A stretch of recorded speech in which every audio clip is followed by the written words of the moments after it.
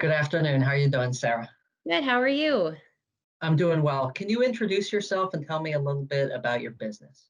Sure. My name is Sara Kimble, and I am the founder and co owner of ACES Learning Hub LLC.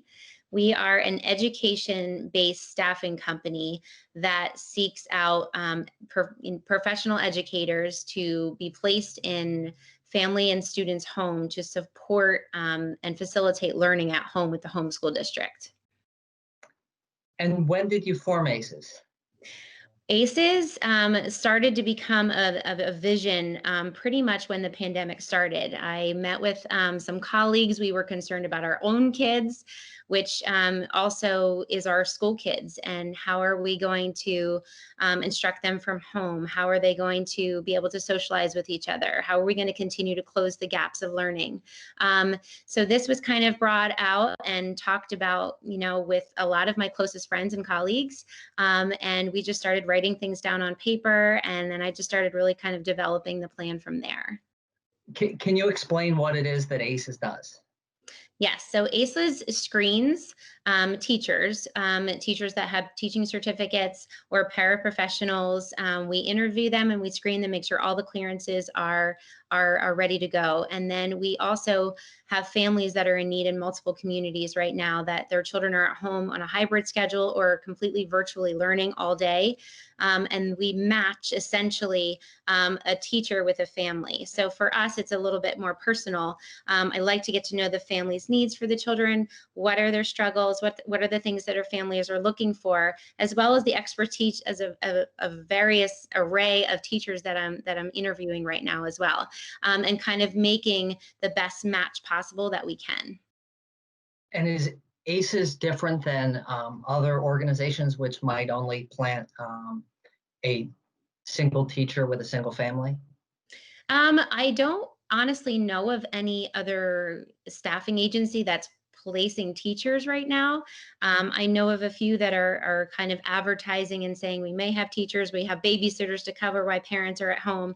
But for me, this was very personal because I am a teacher and I am a working mom. So I understand all of the struggles all the way around with how this is going to work and affect our families.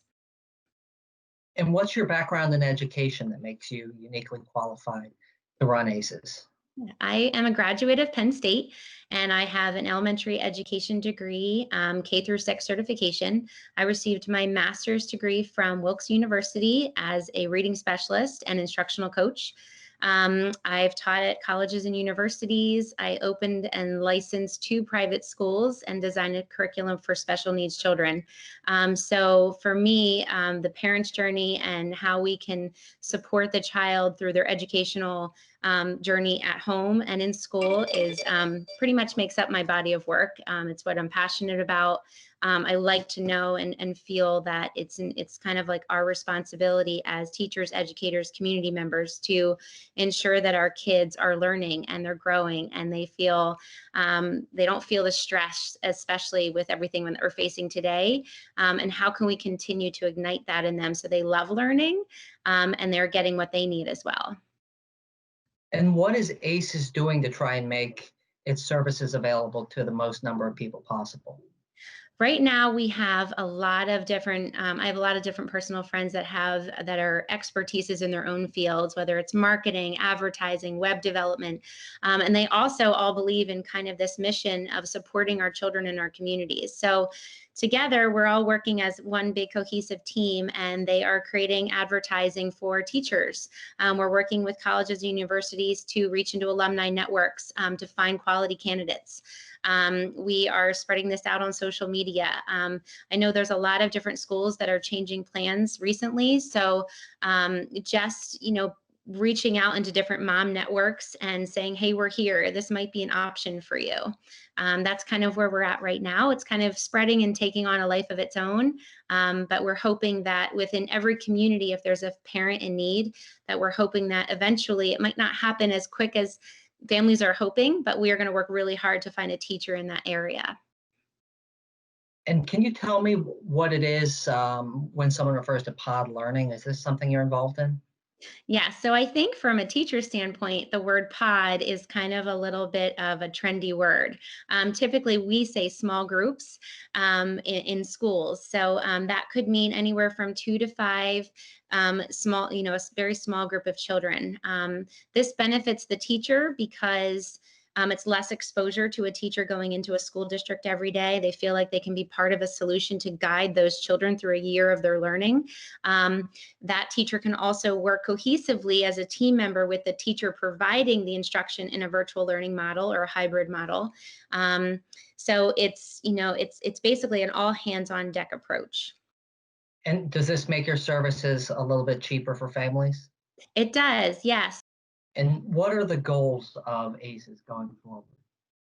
I believe that the goals are, in my heart of hearts, we want less exposure. We want to keep everybody safe. So, small group learning provides socialization for the children. It provides a physical teacher there to answer questions, to work alongside the child, whether it's multiple grade levels or the same grade level. If the child needs help, there's somebody there that can walk them through the steps in the process.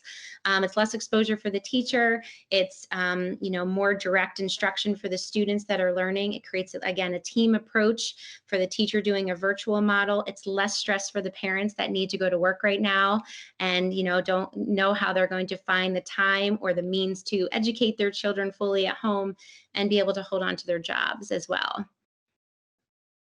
Terrific. Well, thank you, Sarah. It was a pleasure speaking with you today, and have a great rest of the day. Thank you, Ryan. You too. Take care.